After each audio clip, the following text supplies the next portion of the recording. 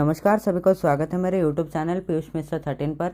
और आज हम बात करने वाले हैं वेद व्यास के महाभारत का जो 69वां विषय है पार्थ सारथी, उसके बारे में आज हम बात करेंगे। उससे पहले प्लीज़ चैनल को सब्सक्राइब कर दीजिए और सब्सक्राइब बटन के बगल में जो बेल आइकन है उसको भी प्रेस कर दीजिए ताकि मेरे वीडियोज़ को नोटिफिकेशन बिल्कुल टाइम पर मिल जाए। वीडियो को आखिर तक देखिए और अगर वीडियो अच्छा लगे तो लाइक कीजिए और शेयर भी कीजिए आपके फ्रेंड्स और फैमिली के साथ ताकि हमारा चैनल ग्रो कर सके। तो चलिए शुरुआत करते हैं। जैसे कि हमें पता है कि पिछले एपिसोड में हमने जाना था कि कैसे द्रुपद महाराज ने सब पूरे भारतवर्ष में दूत भेजे ताकि वो युद्ध का आयोजन कर सके। और द्रुपद के साथ साथ पांडव भी युद्ध के आयोजन में लग गए। तो द्रुपद के जो पुरोहित थे उन्होंने वो तो पहले हस्तिना की ओर दूत के रूप में गए और उसके बाद पांडव अपने युद्ध के आयोजन में लग गए। मित्र संग्रह करने के लिए वो बहुत सारे राजाओं के पास गए और उनसे सहायता मांगी, मतलब सहायता के लिए निमंत्रण भेजा। और अर्जुन स्वयं द्वारका की ओर चले गए।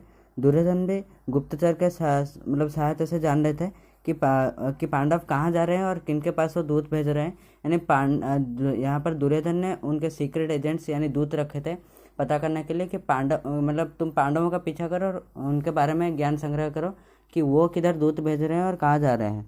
तो जहाँ पर भी पांडव जाने की सोच रहे थे वहाँ पर भी उनके साथ भी कंपटीशन करके दुर्योधन भी तुरंत ही उनके तरफ से भी कुछ सैन्य भेज देते थे या उनके कुछ दूत भेज देते थे ताकि वो भी जाकर उन राजाओं के साथ बात कर सके। और जब दुर्योधन ने जाना कि अर्जुन स्वयं द्वारका की ओर जा रहे हैं, वो तुरंत ही पवन की गति के साथ वो बहुत तेज़ी के साथ द्वारका की ओर यात्रा करने लगे रथ के सहारे। और वो इतने तेज़ी से गए कि पहले दुर्योधन पास गए द्वारका में और उसके कुछ समय बाद अर्जुन पहुँचे।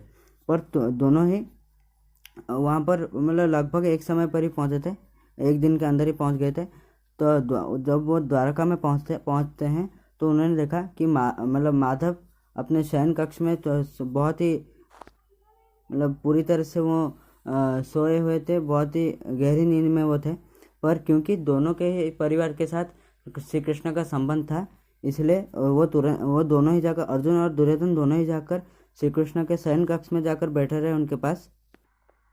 और यहाँ पर दुर्योधन के साथ दोनों का कैसे संबंध था, श्री कृष्ण के साथ कैसे दुर्योधन और अर्जुन का संबंध था कि अर्जुन के तो बुआ के बेटे थे, यानी अर्जुन श्री कृष्ण के बुआ के बेटे थे और दुर्योधन थे दुर्योधन के पुत्री के साथ श्री कृष्ण के पुत्र सांब ने विवाह किया था, इसलिए दोनों ही पूरी तरह से उनका संपर्क था श्री कृष्ण के साथ। तो दुर्योधन वहाँ पर जाकर बैठ गए श्री कृष्ण के शयन कक्ष में और दुर्योधन श्री कृष्ण के सिर के पास बैठ गए। वो एक सुंदर सा आसन था उनके सिर के पास, वहाँ पर जाकर बैठ गए और कुंती नंदन श्री कृष्ण के पैरों तले वो भक्ति के भाव से वो वहीं पर बैठे रहे। जब श्री कृष्ण की नींद खुली तो उनका पहला नज़र गया अर्जुन की तरफ और उसके बाद उन्होंने देखा कि उनके सिर के पास धृतराष्ट्र पुत्र दुर्योधन बैठे हुए थे। तो उन्होंने श्री कृष्ण ने दोनों से अपने उनके हालचाल के बारे में पूछा है और उनके बाद उन्होंने ये भी पूछा है कि दोनों का द्वारका आने का कारण क्या है। तो दुर्योधन ने पहले कहा कि हे मधुसूदन, हमारे बीच में तो युद्ध होना सुनिश्चित है, इस युद्ध में आप मेरी सहायता कीजिए। अर्जुन और मैं तो दोनों ही आपके साथ समान रूप से संबंध है हमारा, समान रूप से हमारा संपर्क है। और अर्जुन द्वारका पहुँचने से पहले मैं यहाँ पर पहुँचा हूँ और आपके शयन कक्ष में वो पहुँचने से पहले मैं पहुँच गया था और मैं आपका प्रतीक्षा कर रहा था। तो हे जनार्दन, आप तो वीरों में श्रेष्ठ है और सबसे माननीय है और सत्य धर्म आपको बिल्कुल उचित रूप से पता है। और सत्य धर्म के हिसाब से जो पहले आकर सहायता मांगते हैं उसको सहायता करना ये क्षत्रिय का धर्म है और मैं जानता हूँ कि आप उस नियम का उल्लंघन नहीं करेंगे। तो वासुदेव ने थोड़ा हंसकर उन्होंने कहा कि दुर्योधन, तुम यहाँ पे आए हो पहले आए हो, ये तो बात सत्य है, पर यह बात भी सत्य है कि मेरी पहली जो नज़र पड़ी वो तुम पर नहीं अर्जुन पर पड़ी थी।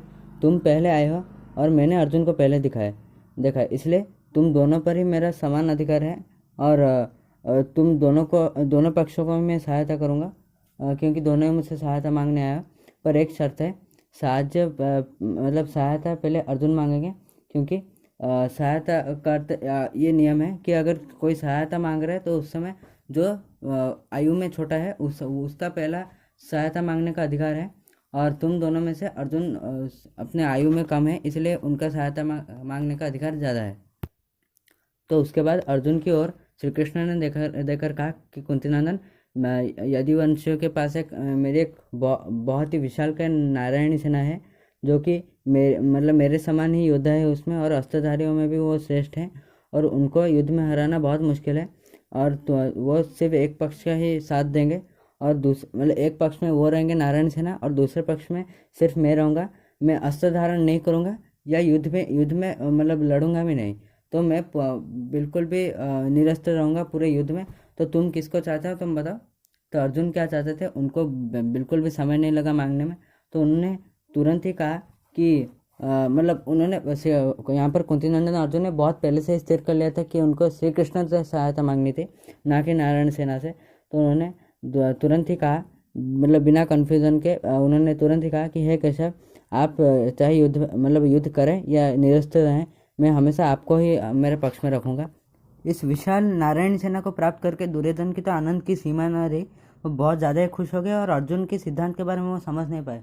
उनको बिल्कुल भी समझ में नहीं आया कि अर्जुन ने ऐसा क्यों किया। और वो ये भी सोचने लगे कि युद्ध भूमि में एक निरस्त्र व्यक्ति का क्या ही इस्तेमाल हो सकता है। तो शायद यही है कि पांडवों का खराब समय आया है, इसलिए ऐसा बेकार का बुद्धि उनके मन में चल रहा है, और उनको सटीक बुद्धि नहीं दिखाई दे रहा। यही मन में सोचकर दुर्योधन वहाँ से चले गए, और वो तुरंत ही अपने प्रिय और अपने बहुत उनको मानने वाले बलशाली बलराम के पास वो तुरंत ही साहाय्य मांगने के लिए चले गए वहाँ से। अर्जुन अभी भी थे श्री कृष्ण के पास, पर दुर्योधन इस खबर को सुनकर नारायण सेना को प्राप्त करके वो बहुत खुश होकर वो चले गए वहाँ से बलराम से मिलने। तो बलराम ने कहा कि दुर्योधन, उत्तरा के विवाह के समय मैंने पांडवों को क्या परामर्श दिया था, तुमने तो अवश्य सुना होगा। तुम उभय पक्ष से हमारा समान रूप से संपर्क है, और मैंने तो कैसे युद्ध ना हो वो बताया, पर कृष्ण को ये सब अच्छा नहीं लगा।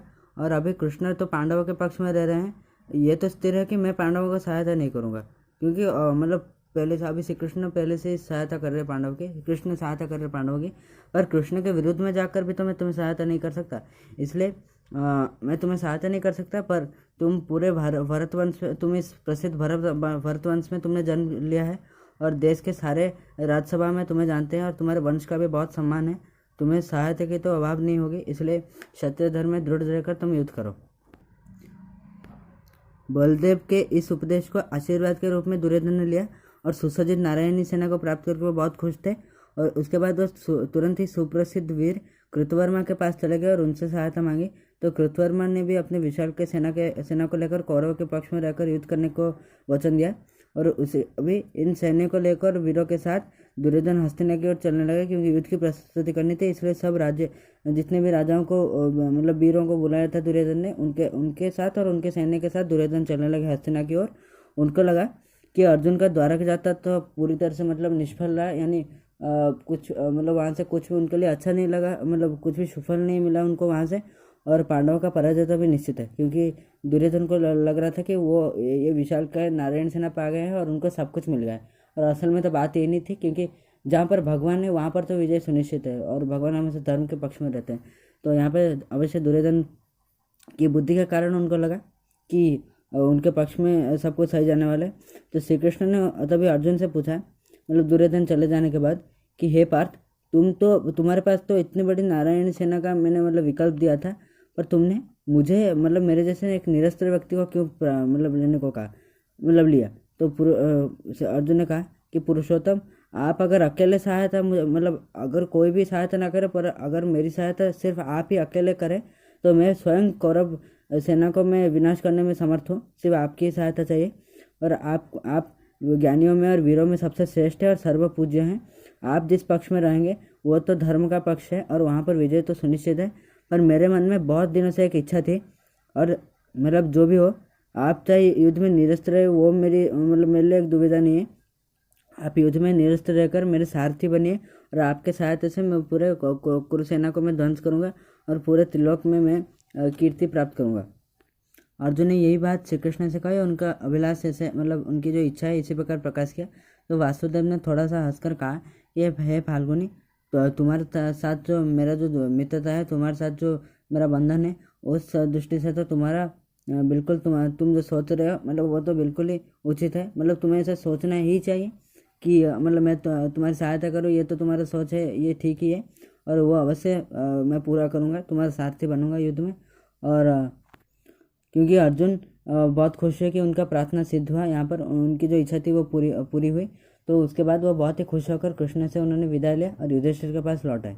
तो यही था 69वां विषय, और आशा करता हूँ कि आपको ये वीडियो अच्छा लगा होगा। तो आज के लिए बस इतना ही, मिलते हैं नेक्स्ट एपिसोड में।